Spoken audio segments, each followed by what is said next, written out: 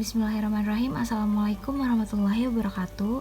Halo semua, bagaimana kabarnya nih? Semoga dalam keadaan sehat ya. Di sini kami selaku kelompok 3 mata kuliah Ekonomi Pertanian dengan dosen pengampu Ibu Rahma Faradita Soyatno SPMSI akan menyampaikan materi yang telah kami rangkum mengenai lembaga pembiayaan sektor pertanian yang berbasis financial technology, di mana kami mengambil studi kasus pada PT Kraudi Membangun Bangsa. Sebelumnya izinkan kami memperkenalkan anggota kelompok kami, yaitu yang pertama ada Sinta Anissa Fitri dengan NIM akhir 020, Tiara Audeliza dengan NIM akhir 023, Divana Nur Islam dengan NIM akhir 046, Rosi Nispriyawati dengan NIM akhir 048, Farah Syahadinda Fitri dengan NIM akhir 059, dan Zahwa Putri Nur Aulia dengan NIM akhir 097. Pembahasan pertama masuk ke dalam konsep lembaga pembiayaan, di mana berdasarkan Peraturan Presiden Republik Indonesia Nomor 9 Tahun 2009, lembaga pembiayaan ini merupakan badan usaha yang melakukan aktivitas pembiayaan dengan menyediakan dana ataupun modal. Bila dibandingkan dengan lembaga keuangan, kehadiran lembaga pembiayaan ini dianggap cukup penting, karena lembaga pembiayaan ini berupa badan usaha yang melakukan penghimpunan dana dan juga menyalurkannya pada masyarakat, khususnya membiayai investasi dalam pembangunan. Selanjutnya ada fungsi lembaga pembiayaan. Selain berperan penting mendukung perekonomian di tanah air, lembaga pembiayaan ini juga dapat membantu penyerapan tenaga kerja yang tinggi, di mana fungsinya yang pertama meningkatkan kesejahteraan masyarakat sejahtera melalui fasilitas penyediaan dana yang hasilnya tetap menguntungkan pelaku usaha. Lalu yang kedua, melindungi masyarakat bawah dari jeratan rentenir yang menyediakan pinjaman dengan bunga tinggi. Lalu yang ketiga, lembaga pembiayaan juga dapat mengembangkan infrastruktur dalam bentuk dana talangan ataupun dana proyek, karena tidak semua pengusaha infrastruktur ini mempunyai cukup modal untuk membiayai proyek yang besar nilainya. Lalu di sini ada pembiayaan perusahaan agribisnis yang akan dibahas selanjutnya, di mana pembiayaan perusahaan agribisnis ini merupakan bagian dari studi keuangan pertanian yang merupakan suatu studi makro tentang usaha untuk mendapatkan modal, memakai modal, dan juga mengontrolnya di bidang pertanian dalam arti agregatif, di mana pembiayaan perusahaan agribisnis ini masuk ke dalam sektor pertanian, terutama di negara-negara yang sedang berkembang yang mempunyai kedudukan yang sangat penting, bahkan paling penting dalam sektor ekonomi secara keseluruhan. Sehingga pembiayaan perusahaan agribisnis ini merupakan studi mikro tentang bagaimana menyediakan modal, lalu memakainya dan juga mengontrolnya di dalam suatu perusahaan agribisnis. Nah, di sini ada sumber memperoleh dana yang diperlukan untuk mengoperasikan agribisnis. Yang pertama ada peminjaman, lalu yang kedua ada investasi ataupun penanaman modal oleh para pemilik. Lalu yang ketiga ada dana yang berasal dari laba penyusutan. Nah, selanjutnya mengenai profil salah satu lembaga pembiayaan di sektor pertanian yang ada di Indonesia, yaitu PT Kraudi Membangun Bangsa. PT Kraudi Membangun Bangsa didirikan pada tahun 2015 oleh Yohanes. Perusahaan ini didirikan karena melihat banyaknya petani dan juga potensi pertanian yang dimiliki Indonesia. Namun petani sendiri masih terkendala permodalan dalam kegiatan budidayanya. Kraudi menilai sistem peminjaman dari bank dirasa masih sulit diakses oleh para petani. Selain itu, menurunnya kualitas hidup para petani karena tidak bisa menikmati hasil kerja keras mereka secara utuh akibat besarnya bunga pinjaman menjadi latar belakang juga didirikannya Kraudi. Oleh karena itu, dibentuklah PT Kraudi Membangun Bangsa yang merupakan perusahaan berbentuk finansial teknologi yang menawarkan jasa permodalan untuk kegiatan pertanian dengan membawa konsep crowdfunding dan peer-to-peer lending. Konsep ini dirasa cocok untuk membentuk suatu ekosistem permodalan berkelanjutan bagi petani. PT Kraudi ini sudah terjamin keamanannya dan sudah resmi terdaftar serta diawasi oleh Otoritas Jasa Keuangan sejak tahun 2018.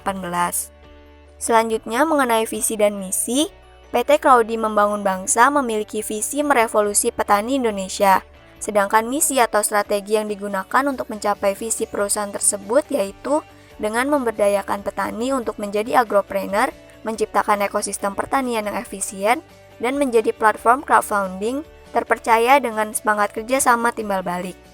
Lalu terdapat 2 jenis fasilitas pembiayaan yang disediakan oleh PT Crowdy, yaitu bagi hasil dengan keuntungan dan resiko ditanggung bersama oleh petani dan investor, dan yang kedua yaitu pinjaman.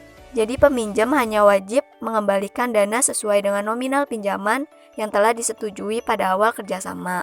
Terhitung sejak Crowdy berdiri hingga saat ini, sudah ada sekitar 37.300 petani yang tergabung menjadi mitra dan telah menyalurkan permodalan lebih dari 253.781 miliar rupiah.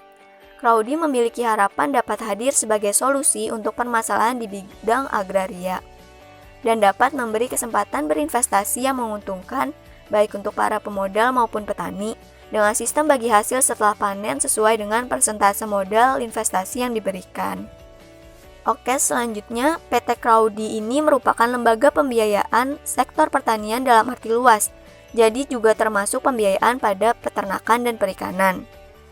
Untuk customer segment dan relation, PT Crowdy memiliki segmen pelanggan yang termasuk dalam tipe tersegmentasi dengan rincian yang pertama, petani hortikultura dan tanaman pangan.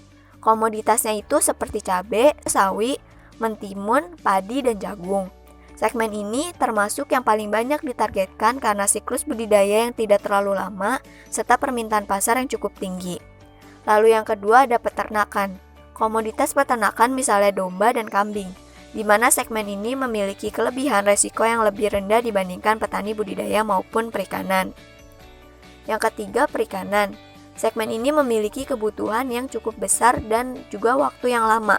Saat ini komoditas udang masih menjadi salah satu komoditas unggulan. Dan yang terakhir, perdagangan. Segmen ini memiliki jumlah pinjaman yang cukup besar dibandingkan dengan segmen lainnya, karena dana pinjaman ini digunakan untuk kegiatan usaha. Mengenai kemitraan PT Crowdy ini menjalin hubungan kemitraan dengan jenis aliansi strategis non-pesaing dengan beberapa mitra untuk membantu berjalannya model bisnis mereka. Mitra yang bekerja sama dengan PT Crowdy yaitu toko tani, investor institusional, dan off-taker. Perusahaan bekerja sama dengan toko tani untuk memenuhi kebutuhan pupuk dan pestisida, di mana saat ini terdapat 26 toko tani yang tersebar di Jawa Barat, Jawa Timur, Jawa Tengah, NTB, Sumatera Utara, dan Lampung.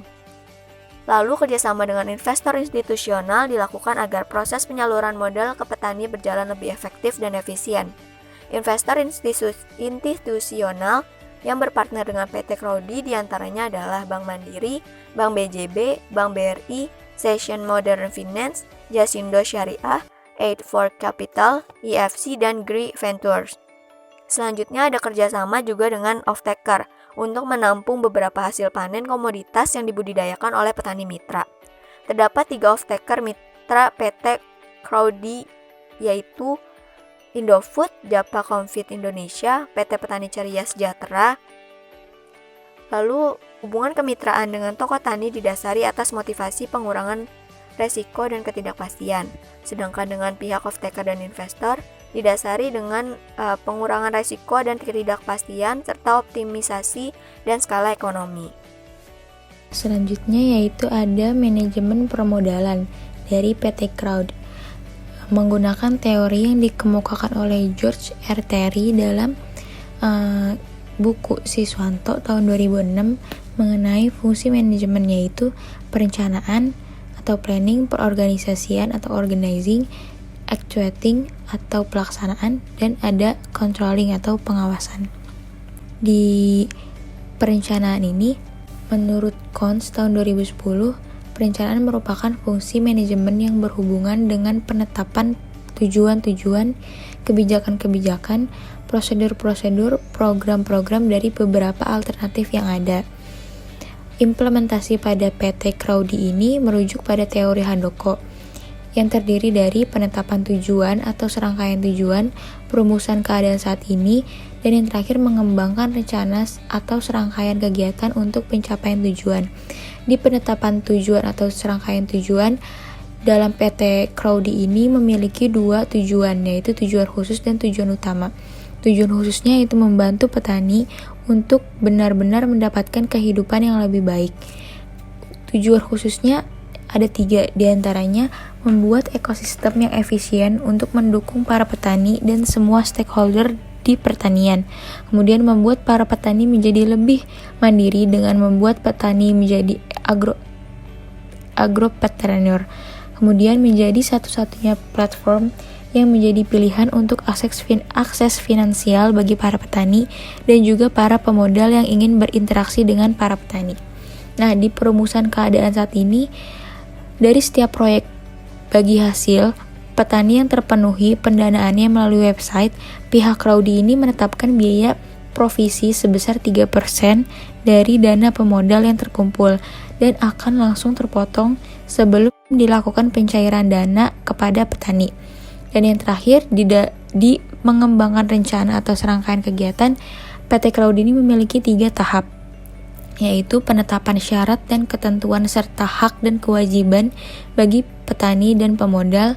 Kemudian ada profiling petani yang di dalamnya terdiri dari pengisian formulir dan credit scoring, dan yang terakhir ada project analysis. Kemudian di organizing merupakan pembagian kinerja bagi berbagai potensi yang ada untuk bekerja sama agar tujuan yang telah ditetapkan dapat tercapai. Implementasinya pada PT Crowdy ini, di PT Crowdy terdapat beberapa divisi yang diatasi oleh Chief Executive Officer. Di antaranya ada divisi operasional, divisi keuangan, divisi marketing, divisi IT, dan divisi business development. Berdasarkan hasil observasi yang dilakukan peneliti, di dalam Crowdy ini hanya 3 divisi yang berperan pokok dalam pelaksanaan model crowdfunding di dalam ini, yaitu diantaranya hanya ada tim operasional, tim marketing, dan finance. Selanjutnya ada actuating. Di dalam Crowdy ini terdapat 4 tahapan pelaksanaan. Yang pertama adalah penggalangan dana terhadap proyek petani melalui website crowdfunding, yaitu www.crowdy.co. Nah, periode penggalangan dana di website ini selama 14 hari.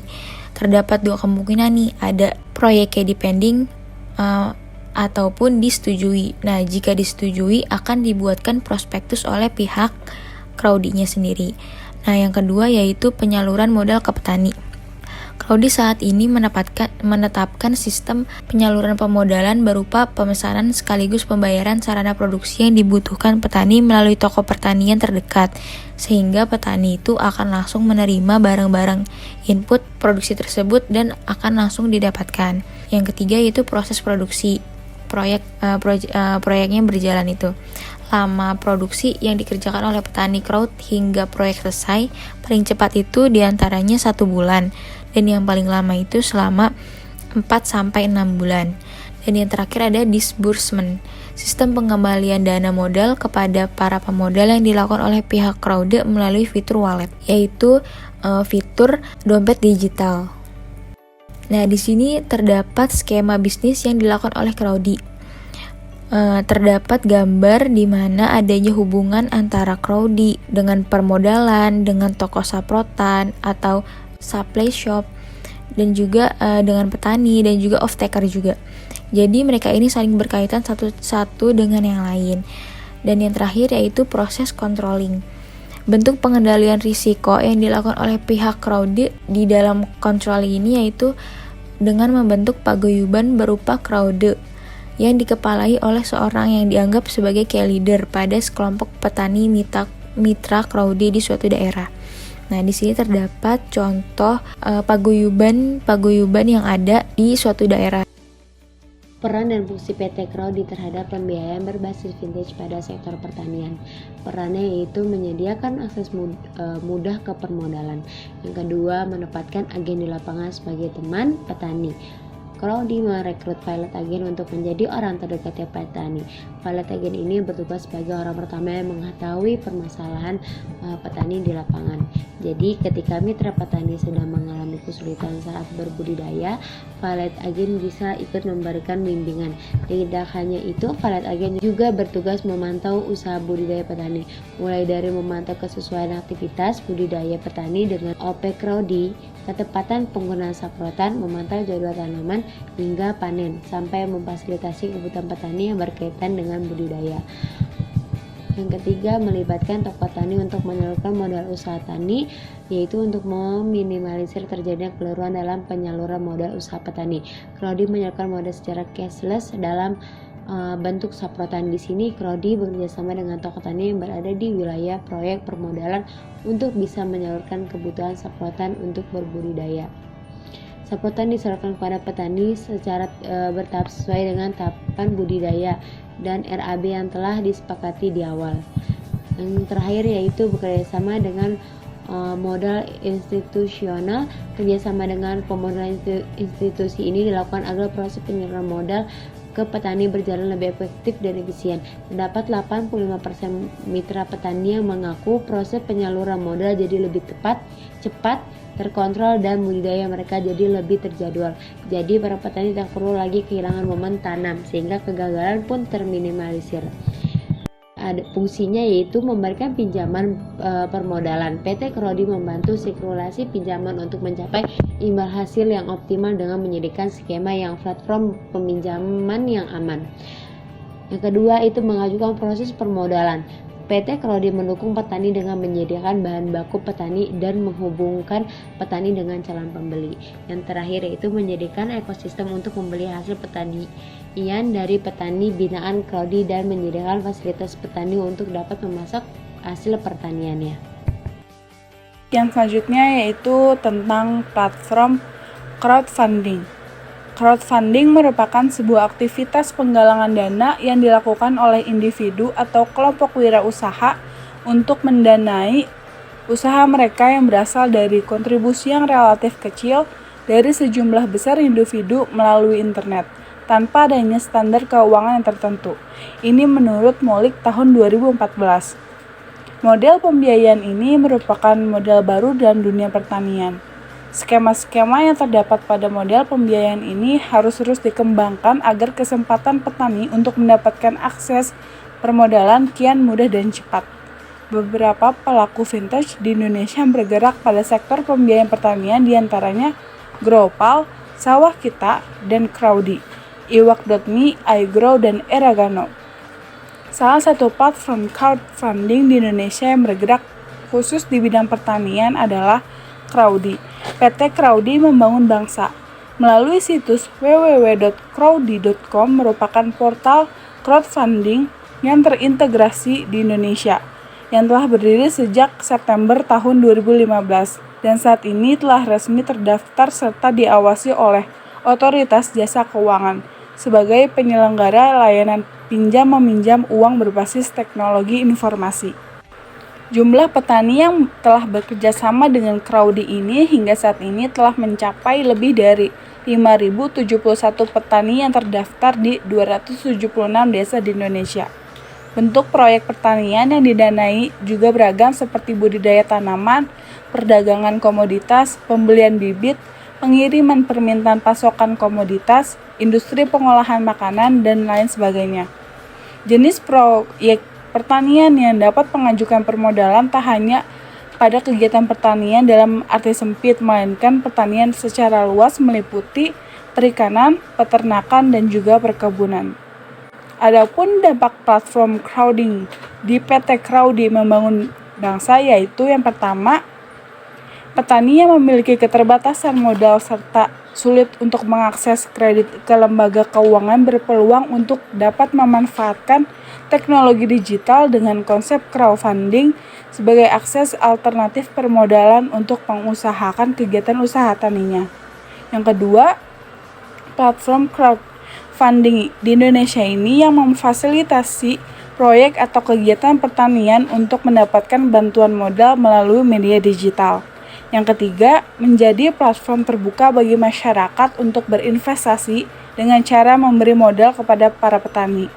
Yang terakhir, Crowdy juga bahkan mengklaim dapat memberi kesempatan berinvestasi yang menguntungkan bagi para pengguna Crowdy, yaitu para pemodal maupun petani dengan sistem bagi hasil setelah panen, sesuai dengan persentase modal investasi yang diberikan. Dan juga Crowdy memiliki harapan yakni dapat hadir sebagai solusi untuk permasalahan di bidang agraria atau pertanian.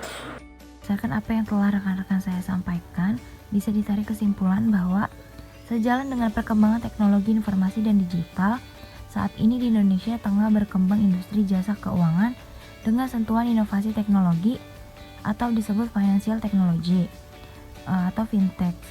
Fintech ini mengacu pada penggunaan teknologi untuk memberikan solusi keuangan dengan memanfaatkan teknologi software, internet, komunikasi, dan komputasi terkini.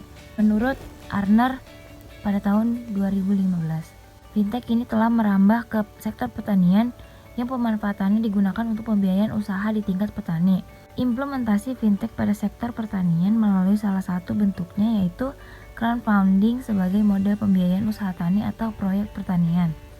Salah satu platform crowdfunding ini di Indonesia yang bergerak khusus di bidang pertanian adalah Crowdy. Melalui situs www.crowdy.com merupakan portal crowdfunding terintegrasi Indonesia yang telah berdiri sejak September tahun 2015.